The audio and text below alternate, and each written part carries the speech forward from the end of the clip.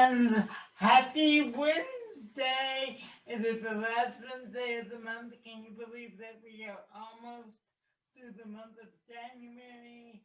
I am in a movie theater that was on the side of a movie theater that was built in the 1940s, and I am introducing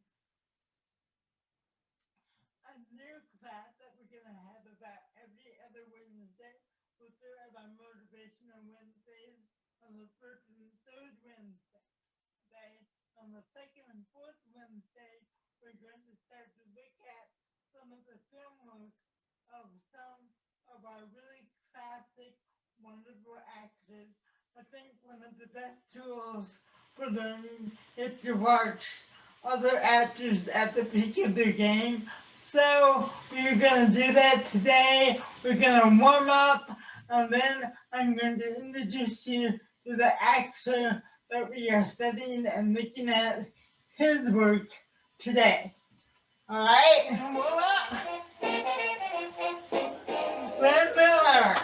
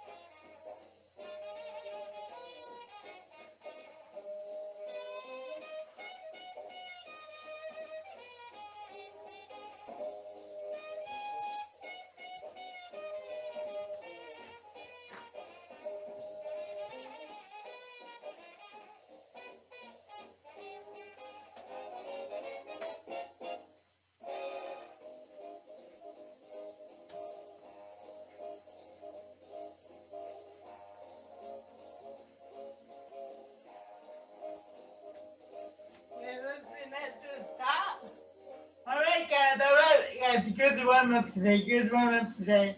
So, as I said at the beginning of class, I want to take time this year to study the work and look at the work of some of our great actors. Sometimes I look at actors from the 20th century who are no longer with us.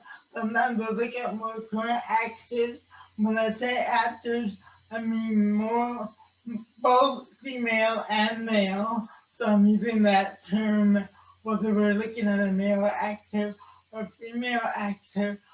I just think that as actors, to study the work and look at the work of some of the great actors, it's such a great way to learn. Just like Joe Alexander would teach you about other great musicians, and Lindsay would teach about dance, show you other dances. I'm going to start showing you some of the work of some of our great actors in this industry. So this today, we're starting with Jimmy Stewart, because he's one of my favorite actors. So just a few facts about Jimmy Stewart. He was born in 1908 in Erie, he was born in 1908 in Indiana, Pennsylvania. He passed away in 1997. They lived a really good long life. I can't do that math very quickly in my head. Lived a good long life. His film career spanned from 1935 to 1991. He did over 80 films that time. He was nominated for 5 Oscars and won for Best Actor for Philadelphia Story, which he won in 1941. The film came out in 40. He won that, and at the 1941 Oscars, he won the Best Actor Oscar. He also received the honorary Oscar in 1985 because he was such a good guy, and he usually played what we call the everyman, the protagonist, the good guy. He usually played the good guy that with a lot of emotional things that he had to carry with him. So when we do these classes, we'll look at the scene, and I'll come back, we'll talk about it, and then we'll look at another scene. All right? So we're gonna look at 4 scenes of his work today, and that will be a class for today. And again, I really just want you, when you look at these classic scenes, to really study his work. See how he lived so beautifully and truthfully on the imaginary circumstance, and how he reacted truthfully living in the imaginary circumstance. First scene at the Mr. Smith Goes to Washington, which came out in 1939. The double taking a note came out in 1939. He was nominated for an Oscar for this movie. In this movie, he played an idealistic senator. So let's take a look at the scene and funny thing about men, you know, they all start life being boys. I wouldn't be a bit surprised some of these senators were boys once. And that's why it seemed like a pretty good idea to me to get boys out of crowded cities and stuffy basements for a couple of months out of the year and build their bodies and minds for man-sized jobs, because those boys are going to be behind these desks some of these days. It seemed like a pretty good idea. Getting boys from all over the country, boys of all nationalities and ways of living, getting them together. Let them find out what makes different people tick the way they do. Because I wouldn't give you 2 cents for all your fancy rules if behind them they didn't have a little bit of plain, ordinary, everyday kindness. And a little looking out for the other fella, too.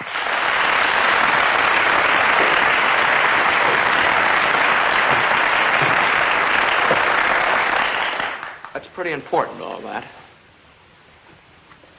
It's just the blood and bone and sinew of this democracy that some great men handed down to the human race, that's all. But of course, if you've got to build a dam where that boys' camp ought to be, to get some graft to pay off some political army or something, well, that's a different thing. Oh, no. If you think I'm going back there and tell those boys in my state and say, look, now, fellas, forget about it. Forget all this stuff I've been telling you about this land you live in is a lot of hooey. This isn't your country. It belongs to a lot of James Taylors. Oh, no, not me. And anybody here that thinks I'm going to do that, they got another thing coming. Senator Smith has... Again, you notice how emotional he was, how truthful he was. Everything, you know, what I love about his work is, you know, you never saw him act. But I think it was John who told me once, our John Peters, that the writers would look at his work and this, you know, when he was filming and feel like you didn't see anything, and then they would go and look at the edits and the tapes and see how much he was given. So again, this is the emotional breadth and depth of that scene from Mr. Smith Goes to Washington. Okay, so let's look at another scene. And this is from his film Harvey, which came out in 1950. and he received another Oscar nomination for that. And this, he played a man who was best friend of the Invisible Rabbit. Good afternoon, Mr. Dowd. Howdy do.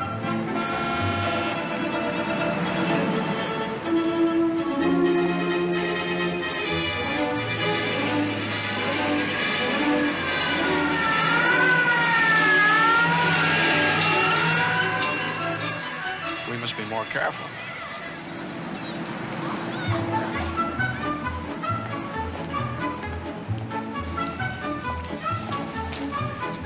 After you.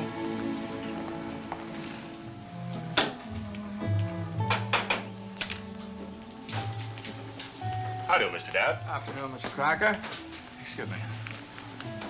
How is he? Oh, he's just fine. Fine. How are you? Oh, can't complain. That's good. Is this all right? You sure? Well, I'll give you a hand there. Rope it, don't slip. Now, you sure this is all right? You wouldn't rather sit in the booth? Well, Would he prefer a booth, Mr. Dowd? oh, thank you, Mr. Crocker. He seems to prefer the bar today. Well, good afternoon to you, sir. Mr. Meagles is back. Oh. Well, excuse me a minute.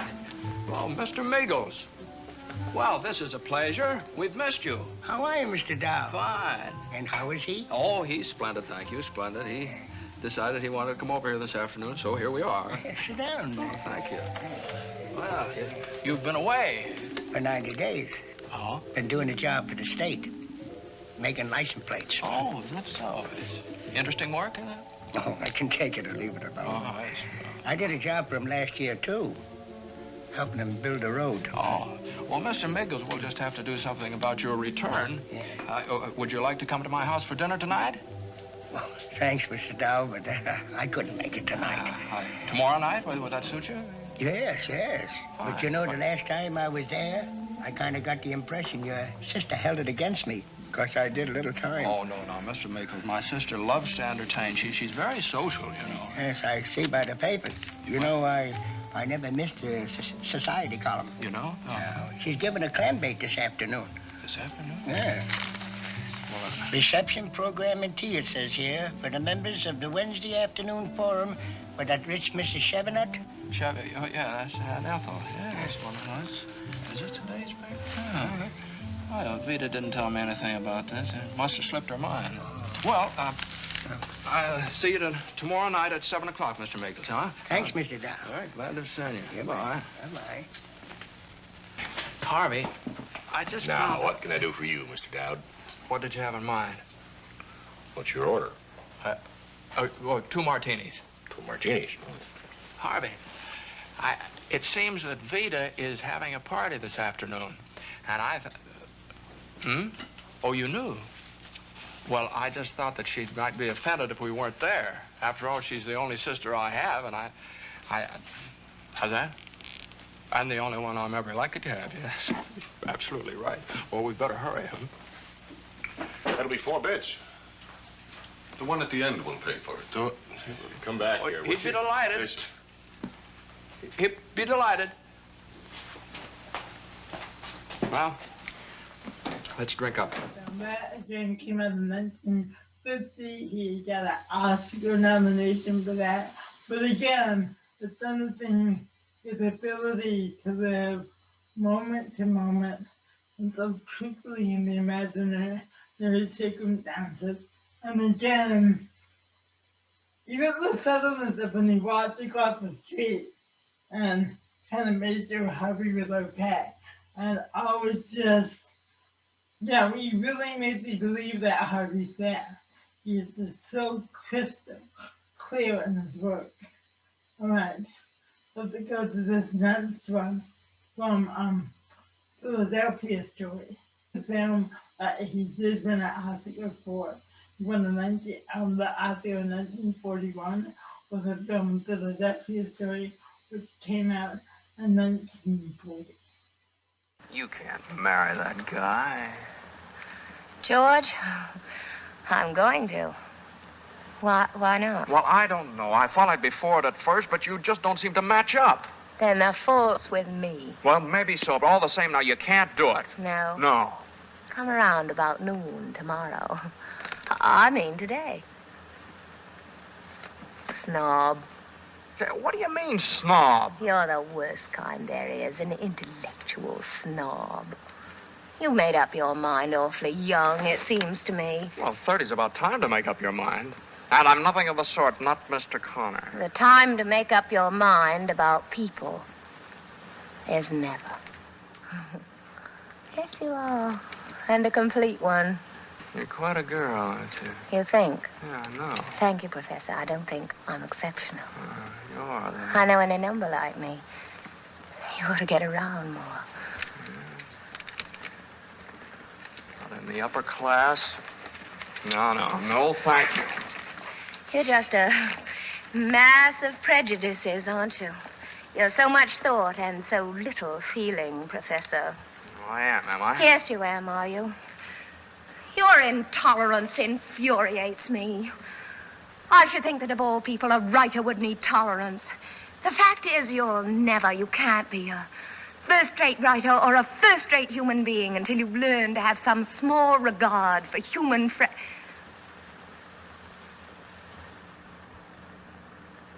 Aren't the geraniums pretty, Professor? Is it not a handsome day that begins, Professor? All right, lay off that professor. Yes, Professor. Now you've got all the arrogance of your class, all right, haven't you? Oh, what have classes to do with it? What do they matter except for the people in them? George comes from the so-called lower class, Dexter from the upper. Well, Mac the night watchman is a prince among men. Uncle Willie is a pincher. Upper and lower, my eye. I'll take the lower, thanks. If you can't get a drawing room. What do you mean by that? My mistake. Decidedly, you're insulting. I'm sorry. Oh, don't apologize. Well, who's apologizing? I never knew such a man. You wouldn't be likely to, dear, not from where you sit. Talk about arrogance. Tracy, What do you want? you're wonderful. Oh. There's a magnificence in you, Tracy. Now, I'm getting self-conscious. It's funny, Mike, that's... Yeah? I don't know. Go up, I guess. It's late. The magnificence that comes out of your eyes and your voice and the way you stand there and the way you walk. You're lit from within, Tracy. You've got fires banked down in you. Hearth fires and holocausts. I don't seem to be made of bronze. No, you're made out of flesh and blood. That's the blank, unholy surprise of it. Oh, you're the golden girl, Tracy. Full of life and warmth and delight. Oh, what goes on? You got tears in your eyes. Shut up. Oh, Mike, keep talking, talk, will you? No, I've stopped. Why? Has your mind taken hold again, dear Professor? Well, good thing, don't you agree? No, Professor. All right, lay off that professor stuff now. Do you hear me? Yes, Professor. It's really all I am to you, is it? Of course, Professor. Are you sure? Why, yes, of course. Okay. His work is just amazing. Right? What do you see me do his work? I want you to think about that. All right? What things are you getting from his work? When you watch and when you listen, how is it impacting you? What are you feeling when you see his work? Because really it's how the Michael B. Good actor is how the audience feels. So again, what are you thinking? What are you feeling? How is his work impacting you. Okay, and our final film today, and I go just to see 14 that to me, Stewart's work does not even scratch the surface of the brilliance of his work. You know, he afterwards he did 3 films with Alfred Hitchcock, 3 films rather with Alfred Hitchcock. So the breadth of his work is enormous. But I wanted to show this scene from It's a Wonderful Life. It's the longest scene, but I really want you to watch how specific his work in this final scene. The final scene we're watching from It's a Wonderful Life, where he plays George Bailey. And did you put the envelope in your pocket? Yeah, All right. no, maybe. Maybe. I don't want any maybe. We've got to find that money. I'm no good to you. Uncle Billy, look, do you realize what's going to happen if we don't find it? Listen to me. Do you have any secret hiding place here in the house? Someplace you'd hide the money? I've gone over the whole house, even in rooms that have been locked since I lost Laura. Listen to me. Think. I can't think anymore, George. I can't think anymore. It hurts. Where's that money, you silly, stupid old fool? Where's that money? You realize what this means? It means bankruptcy and scandal and prison. That's what it means. One of us is going to jail. Well, it's not going to be me.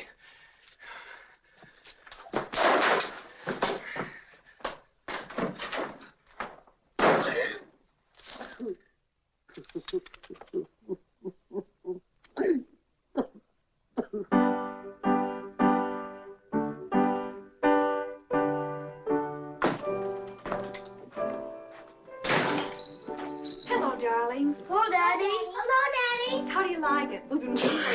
Bless you. Did you bring the wreath? Yes, Daddy, did you bring the Christmas wreath? What wreath? Was it the Merry Christmas wreath with the window? No, I was left at the office. Is it snowing? Yeah, it just started. Well, where's your coat and hat? Left them at the office. What's the matter? Nothing's the matter. Everything's all right.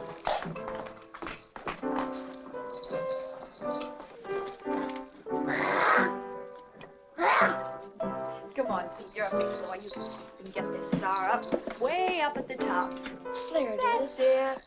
All right, fill in that little bare spot right there. Isn't it wonderful about Harry? You're famous, George. Bet I had 50 calls today about the parade, the banquet. Your mother's so excited.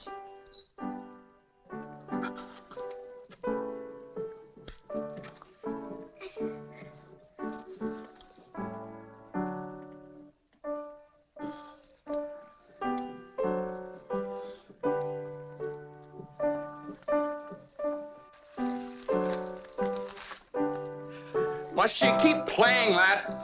I have to practice it for the party tonight, Daddy. Mom said we could stay up till midnight and sing Christmas carols. Can you sing, Daddy? Better hurry and shave. The families will be here soon.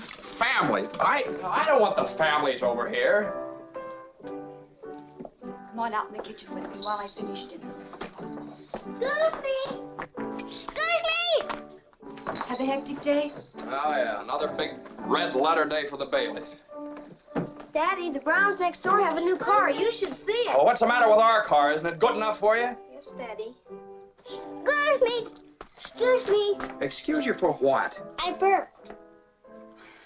All right, Tommy, you're excused. Now go on upstairs and see if little Zuzu wants anything. Zuzu? Well, what's the matter with Zuzu? Oh, she's got a cold. She's in bed. Caught it coming home from school. They gave her a flower for a prize, and she didn't want to crush it, so she didn't button up her coat. What is it, sore throat or what? Just a cold. The doctor says it's The nothing doctor? serious. Was the doctor here? Yes, I called him right away. Said it's nothing to worry Is she about. running a temperature? What is that? Just a teensy one. 99.6. She'll be all right. Of course, it's this old house. I don't know why we don't all have pneumonia. Drafty old barn of a place. Might as well be living in a refrigerator. Why do we have to live here in the first place and stay around this measly, crummy old town? George, what's wrong? Wrong, everything's wrong. You call this a happy family? Why do we have to have all these kids?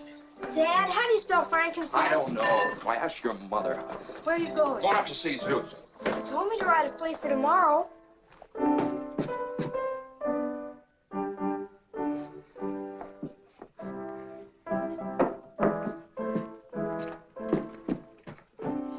F-R-A-N.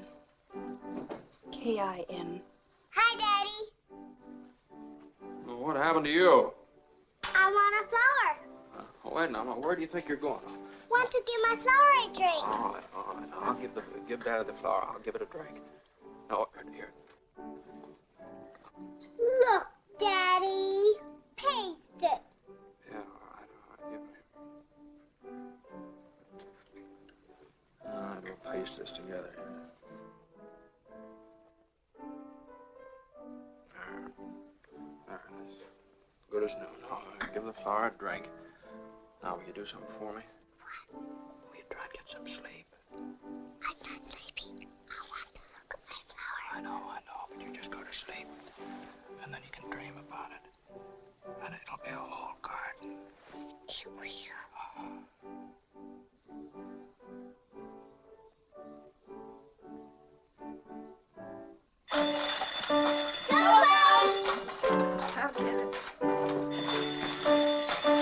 Hello? Yes, this is Mrs. Bailey. Oh, thank you, Mrs. Welch. I'm sure she'll be all right. The doctor said that she ought to be out of bed in time to have her Christmas dinner. Is that Zuzu's teacher? Yes. Let me speak to her. Hello. Hello, Mrs. Welch. Well, it's George Bailey. I'm Zuzu's father. Say, what kind of a teacher are you anyway? What do you mean sending her home like that, half naked? You realize she'll probably end up with pneumonia on account of you? George. Is this the sort of thing we pay taxes for, to have teachers like you, stupid, silly, careless people that send our kids home without any clothes on? You know, maybe my kids aren't the best dressed kids, and maybe they don't have any decent clothes. Oh, that's stupid. Hello, Mrs. Welch. I want to apologize. Hello? Hello? She's hung up. I'll hang her up. What is that? Hello, who's this? Oh, Mr. Welch. Okay, that's fine, Mr. Welch. Give me a chance to tell you what I really think of your wife. George. Will you get out and let me handle this? Hello? Hello? What? Oh, you will, huh? Okay, Mr. Welch. Anytime you think you're man enough, you... Hello? Dad, how do you spell hallelujah? How should I know? What do you think I am, a dictionary? Tommy, stop that. Stop it. Janie, haven't you learned that silly tune yet? You play it over and over again. Now stop it. Stop it.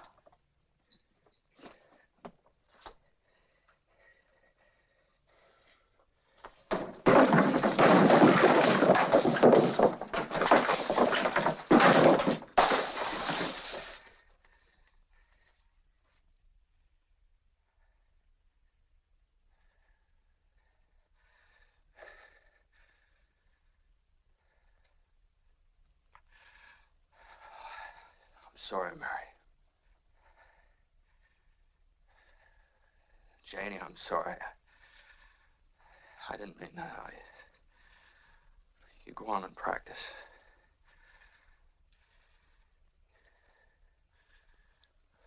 Pete, I owe you an apology, too. I'm sorry. What do you want to know? Nothing, Daddy.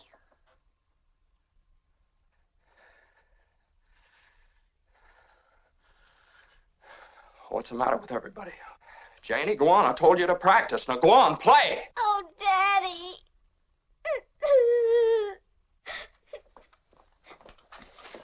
George, why must you torture the children? Why don't you... Mary.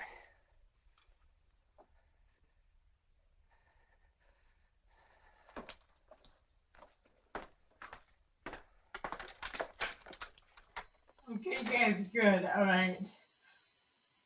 That scene in 8 minutes. That scene is about 8 minutes long.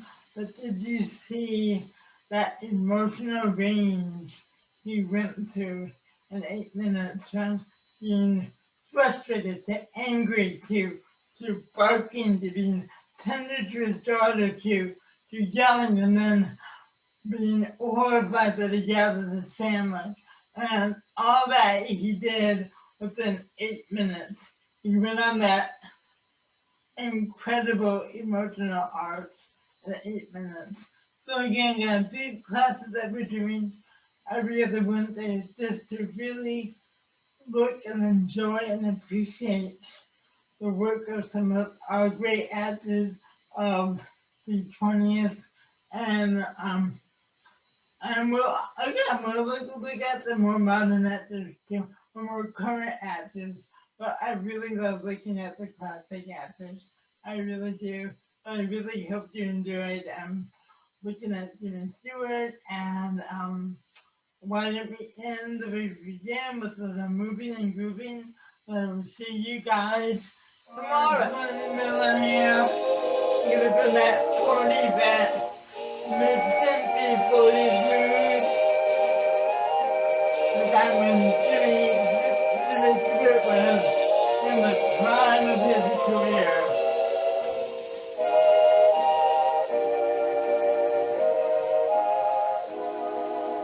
Alright guys, thank you for joining me today. I love you, I miss you, and I will see you tomorrow.